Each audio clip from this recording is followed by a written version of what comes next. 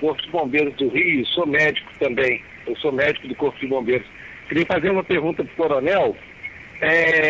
Qual o risco aqui de acontecer igual na Venezuela, onde boa parte daqueles que foram como médicos para aquele programa Bairro Adentro, na verdade eram guerrilheiros que hoje estão fazendo a segurança pública na Venezuela.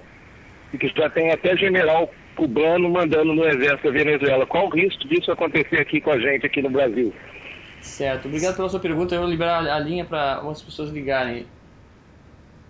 Pode responder, coronel. Bem, eu não sei se posso responder aos dois, vou tentar sintetizar. O que nós temos é um processo voltado exatamente para a subversão de todos os valores. Então, quando se estimula a quebra da hierarquia na instituição militar, o que é que se procura atingir? E aí a primeira pergunta do nosso ouvinte é o caos, sem dúvida nenhuma, procura-se atingir o caos. Mas por que o caos? O caos interessa ao poder? Sim.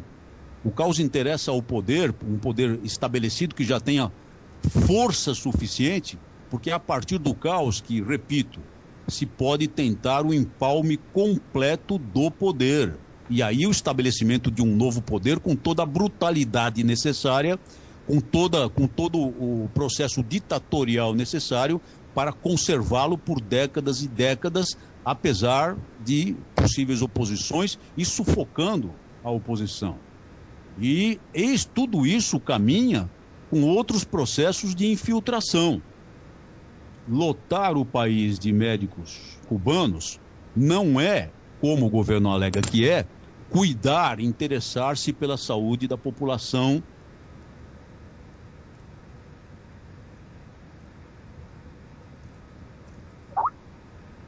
Alô? O coronel teve uma pequena caída aí na internet. Em todas as imensidões do nosso país e alegadamente em uma missão humanitária que é de prover saúde à população, fazer proselitismo político, fazer lavagem cerebral e conseguir as legiões de robôs necessárias a suportar o empalme de poder num determinado momento. Sim. Esse é o processo. Essas são partes, esses são aspectos do processo. Eles não são desligados, eles estão conectados, eles fazem parte de uma estratégia maior e vão sendo executados meticulosamente, como nós testemunhamos no nosso país. E serão executados meticulosamente se nós não conseguirmos nos articular para evitar que tenham sucesso. Certo. Agora, unindo um pouco com essa questão, aquela questão anterior, né, que o senhor colocou sobre a dificuldade, né, de uma articulação, da percepção do que está acontecendo pela via da política, né? Então, na verdade, a alternativa de reação a tudo isso me parece ser muito mais cultural do que política, né? Hoje está surgindo aí alguns partidos aí novos aí, né? E qual seria a chance desses partidos ter algum êxito em alguma coisa, né? E assim, até a gente não sabe nem qual é a proposta desses partidos, né? Os partidos que surgem, observem quais são. Eu não vejo neles nenhuma disposição de atuar no espectro à direita na política, no espectro conservador. São partidos que já chegam cooptando parlamentares de outros partidos para obter uma parcela do poder, para poder negociar uma parcela do poder. De modo geral, é isso que nós assistimos. Então não vejo esses partidos novos como partidos confiáveis nesse sentido. Há algumas iniciativas de partidos conservadores que não conseguiram ainda atingir sequer o patamar do número de assinaturas que a legislação, exige para a formação de partidos. E isso será ainda mais dificultado, podem ter certeza brevemente, talvez neste ano legislativo que acaba de se iniciar. Então ficam patinando porque não conseguem sequer as assinaturas. Observem a nossa dificuldade de articulação. Eu defendi durante algum tempo, continuo a pensar que a forma de agir seria levar. Eles se acovardam, eles se acomodam. Na minha época de Câmara dos Deputados, o que eu assisti em termos de atividade da oposição, que era composta na ocasião pelo Partido Democratas, mais o PSDB, mais o PPS.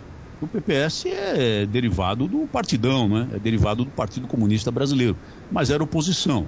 Então, uma oposição constituída de uma esquerda histórica, que derivou do Partido Comunista Brasileiro, praticamente muito fraquinho, o PPS, um grande partido de esquerda soft, digamos assim, né? Esquerda à moda europeia, compromisso com a social-democracia europeia, e o outro partido nominalmente conservador, outro partido nominalmente de direita. E eu me aliava com a oposição, apesar de figurar num partido que, para todos os efeitos, era um partido do governo. Isso também me trouxe muitas dores de cabeça.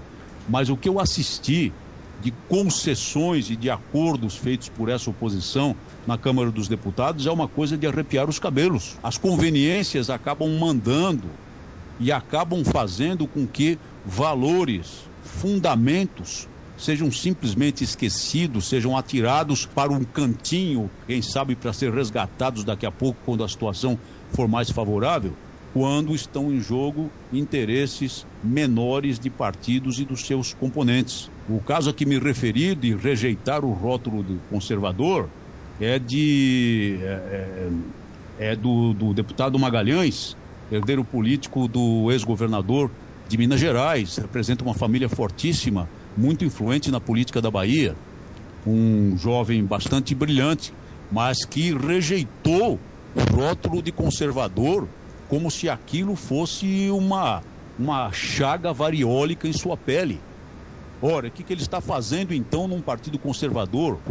Quais são as posições que ele representa? Afinal, ele defende a posição do direito de propriedade, defende a posição da família, da preservação da família, ele se opõe à ditadura gay ou não? Essas posições têm que ser muito claras nos políticos conservadores, mas o que eu vejo e assisti muito na Câmara dos Deputados, e incluindo isso, a própria bancada cristã, católica e evangélica nas matérias relacionadas à vida, é a falta de disposição de se expor ao debate, de adotar posições claras, de ir à tribuna para defender posições claras e para repelir a marcha que parece inexorável dessas forças políticas que vão para o caos, para a destruição, que vão para a imposição da revolução cultural. Essa é a realidade dos partidos conservadores, dos partidos nominalmente de direita e desses figurões que se dizem de direita e na verdade estão alinhados com